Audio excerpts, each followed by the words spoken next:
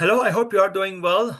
In this presentation, I would like to teach the CPLEX OPL software, which is a well-known solver for solving optimization problems, especially mixed integer programming models. So let's start. The goal of this presentation is to provide an introduction for the users, students, and researchers uh, to apply the CPLEX software. In this presentation, I will first explain the environment of the CPLEX OPL software, then how it works and uh, how it likes. And then an example for this problem is the linearized generalized quadratic assignment problem, where which is taken from my previous works, and I briefly explain this optimization, this simple optimization problem, and then we code this problem into the CPLEX solver, and then we do some statistical analysis using the CPLEX. The CPLEX OPL environment is similar to the C language, but it is different. It has been customized for the CPLEX.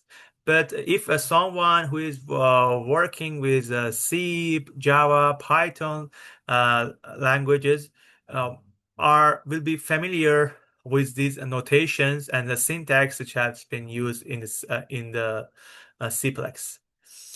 In the CPLEX, we define the integer values. We use int. For example, if we want to define a scalar value, for example, we use int and then define this parameter and then its value and the semicolon. For example, if we have 15 facilities, we use int I equal to 15 and then semicolon. To define a set, we use a range in CPLEX. So, for example, here we first write range, and after we define the set. Here, the facilities are a set. It is not a value. It is not a parameter. It is a set. And to define a set, we use its domain from 1 to I. So now here we show that how much this set is varied and how what are the elements or members of this set. And after that, we can use indices, different indices, to explain that this index is belonging to which set. For example, if we can use that, say that I in facilities, it means that the index I is belonging to the set of facilities. And we use J in products. It means that the index J is belonging to the set of the products. Generally in the CPLEX, with two very common syntax is int and float. Where if we want, when we want to define the parameters, if the parameters are all integer values, for example, such as the capacity, such as the parameters which are integer, we use int. So we first write the int, and then we use a b, and then index the set of the which is linked to this parameter, and then we define its matrix. And if a parameter has a set of non-integer values, continuous values, such as a distance, so in this case we use float. So we first write the float float, and then the name of this parameter, and then its sets, and based on this we use these parameters to define this value. I should say that there is also an option to call the parameters from the data file or the Excel file. In this case, after defining the parameter, we will refer to the data matrix to the line that this parameter is taken from the Excel file and so on. And now for the definition of variables, in the optimization problems, we may have different variables. For example, we have some integer variables which are not binary but integer. So in this case, we use a dvar, dvar, int plus, int plus. So here use a dvar int plus, and then the name of the variable and its index. And if there is a binary variable, we use dvar boolean, and then it's the name of the variable and its sets. So for the binary variables, we use boolean, dvar boolean to define a variable. And for non-binary variables, which are continuous, we use dvar float plus. It shows that this variable is a non-negative variable. To define the objective function, if a problem is a minimization, we write minimize, or if it's maximization, we only write the maximize. And then we define the value or the objective function we want to minimize. If we want to report the objective function separately as a variable, we can use the xpr float z equal to the equation that we want to report it and consider it, and then report it and then minimize it using the this function. This is just the objective function here. Or we can directly minimize this equation as the objective function. And after, finally, don't not forget to use semicolon, which is mandatory to end a line in CPLEX. To define the constraints, at the beginning of the constraints, we must use subject to. So after writing the subject to, then we can write the constraints into this area. And for each constraint, we must define as a loop. So we use for all, which is referring to the indices and the sets outside of the constraint. For example,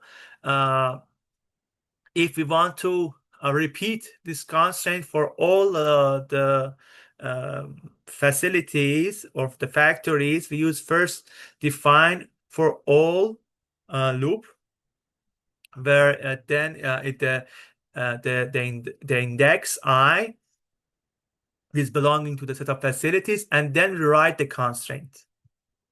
So we want to solve generalized quadratic assignment problem, and here I will provide or present its linear version, which was taken from my previous works. So the base papers for this presentation are these two papers. I have previously explained the linearized generalized quadratic assignment problem in my previous papers, and there are two other videos and presentations which I will provide their links at the end of this video, that let you, if you want to see more details about the generalized quadratic assignment problem, you can see these papers and also the videos which are at the bottom of this presentation. Generally, the generalized quadratic assignment problem referring to a production system. where we have a set of factories and a set of products. And these products must be assembled to each other. So these products have a link. So we have a set I capital, which refers to the set of factories, and the indices I and K are belonging to this set. And we have a set of products, uh, which is shown in capital J, and the indices J and L are belonging to this set.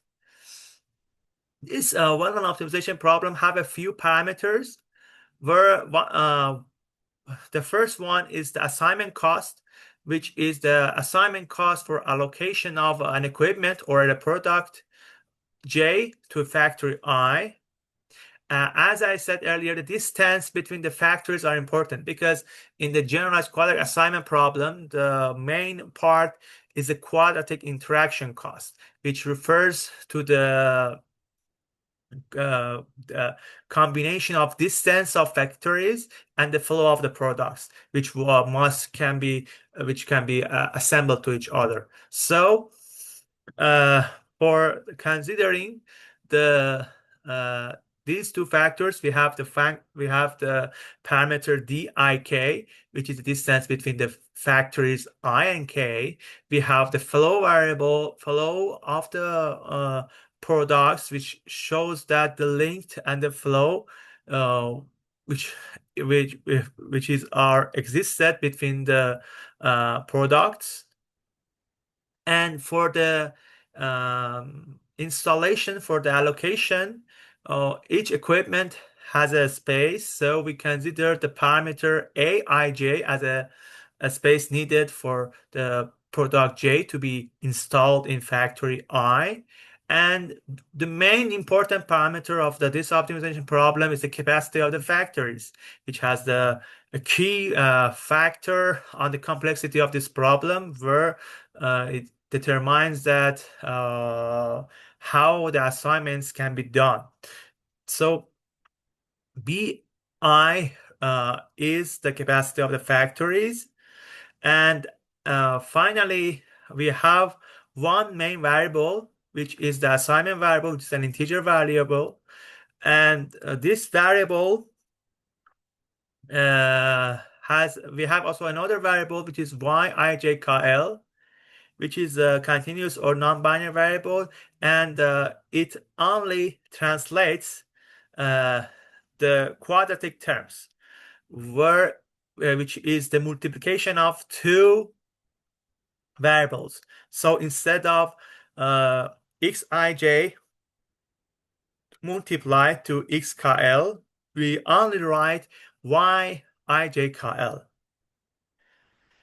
So the final version of the a linear GQAP, a linear generalized quadratic assignment, is as follows, where W function has two main terms. The first term is the total assignment cost, and the second term is the quadratic interaction cost, where here we use a new variable, a new non-continuous variable to make the problem linear. We have the assignment constraint, which shows that the equipments and products are not splittable. It means that we cannot assign a product to more than one factory. Each product or each equipment must be assigned to only one factory. So this is the assignment constraint. And constraint number 3 shows the capacity constraints, which shows that each factory has a limited capacity, and we must allocate the space associated to each equipment or products to the factories. And we have constraint number 4 and 5, which are the constraints, or additional constraints, and their purpose is to only provide a link between the additional variable yij KL and the main variable xij. So here in the constraint number 4 and number 5, we present the variable y in two different versions, and then we provide the variable xkl here to which is the same as the variable xij where by new indices. So uh, the final is the domain of the variables. So the main variable is a binary variable xij, which is a binary variable, and as I said, the variable y ijkl is a non-binary variable, is a continuous variable. So this is a standard mixed integer programming model, and now we want to implement it using the CPLEX. So uh, let's start CPLEX. As I said, we first must define the sets. As you can see, we have 15 facilities and 20 products. This is an example, which is a example which was taken from my papers, and this data is available also in my papers. And we define the set using this function range here, and then we define the parameters. As I said, for the integer parameters, we use int, and for the non-integer or continuous parameters, we use the float. After defining parameters, we now define the variables. So we have a variable x, which is a binary variable. So we use the Boolean here to define this binary variable. And we have the variable y, which is a dvar float plus. So we define it here. Here I commented an additional variable which I will use it for the sensitive analysis, which is referring to the remaining capacity. So I will explain it in a few minutes later. And then we write the objective function using dexpr float z equal to the objective function, and then we use the semicolon and the object, and we want to minimize this objective, and we put semicolon after we finish this link, and then we write the constraint. So before we write the subject to, and then inside of it we write the constraint. So the capacity constraint, the assignment constraints, and the linearization constraints. So let's start first run this optimization problem to see that what is a solution from this optimization problem.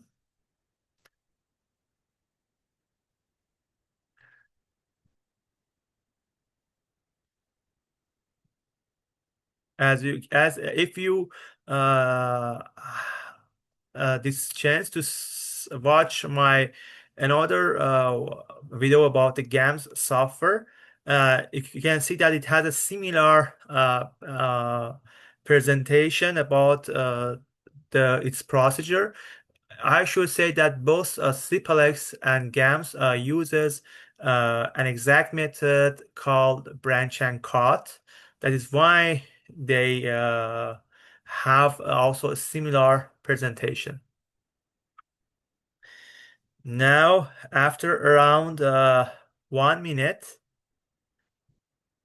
we saw there is a gap around 25% from the optimal solution. Now we wait a few minutes more to see that if we got the optimal solution.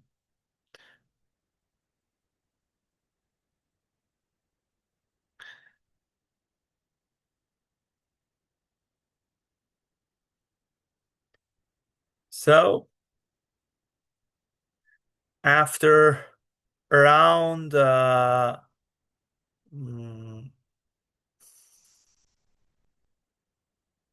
2 minutes, I can say, we are close to the optimal solution for this problem.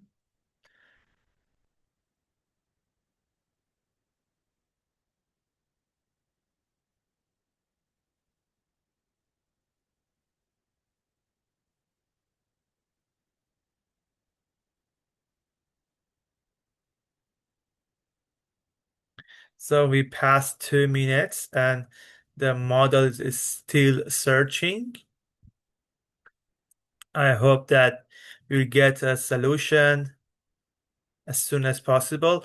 I should say that I made some changes into the fa capacity of the facilities where I reduced the capacity, for example, for the facility number 4 and number 6. And now, yeah, now that we got the final solution. From this solution, we can see that most of the factories have been assigned to the factory number 4, a few in the number 4 for the product 1, 2, 4, 6, 7, 8, 9 have been assigned to the factory no, number 4, and there's some in other factors. So we can see the it has been assigned to different factories. And now we want to do the sensitive analysis. The goal of sensitive analysis is to analyze how much changes on the key parameters have an impact on the optimality. So in this optimization problem, we can analyze the capacity of the critical facilities which have more assignments, and how if we change their capacity, how much it has an impact on the optimal solution. And also we can also analyze the remaining capacity. It means that how much the capacity of the facilities have been used. So here, let's back to the CPLEX. For example, here I can first define the new variable RC. As I said, the goal of this variable, this is a slack variable that lets us to define the the value of the remaining capacity, and then based on the remaining capacity, we are able to determine that how much its capacity has been used by a very simple comparison. And we saw that it's still the capacity number 4 has have more assignment. So the capacity number 11. So I change it to reduce the capacity number 11. Also, I change the capacity number 4 to reduce it. And now we can see the impact of these changes on the optimal solution. Remember that the original test instance takes around 160 seconds, and the solution optimal was around 10,000. Now we run the optimization problem again, and we can see how much the optimal solution differs. We must expect that these changes may affect the computational efficiency, that if we change the capacity of the critical facilities, the problem may be more complex. So we may expect that the solution time will be increased. So let's wait a few minutes to see and evaluate uh,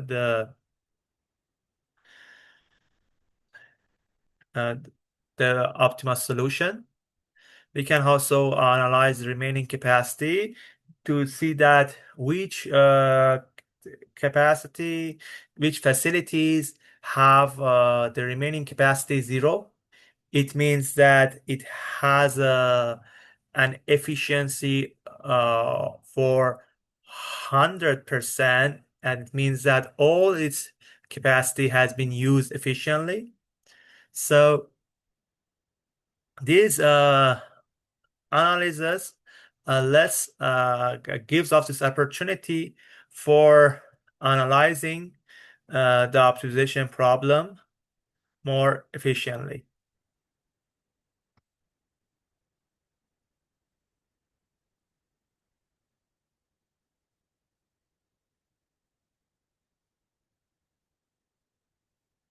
Uh, Now we are close to the 2 minutes, but CPLEX is still running. We have a gap here around 22%, which is a uh, long gap. No, I should say that the goal of CPLEX here is to close the upper bound and lower bound, and after we know that these bounds have been close to each other. Uh, the algorithm, the search algorithm will be terminated.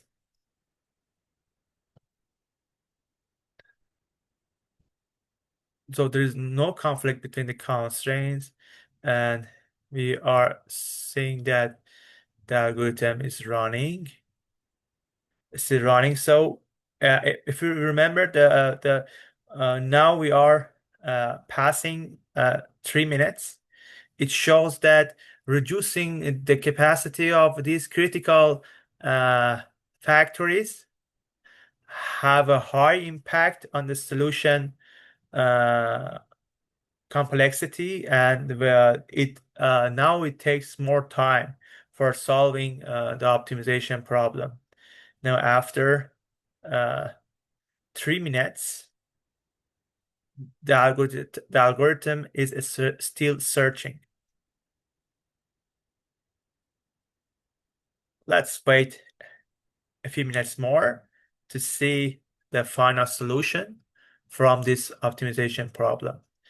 When the gap would be less than 10, we may expect that the search will be terminated, but there is a still gap. So the algorithm is still searching, and now the goal is to reduce these stands from the lower bound and upper bound.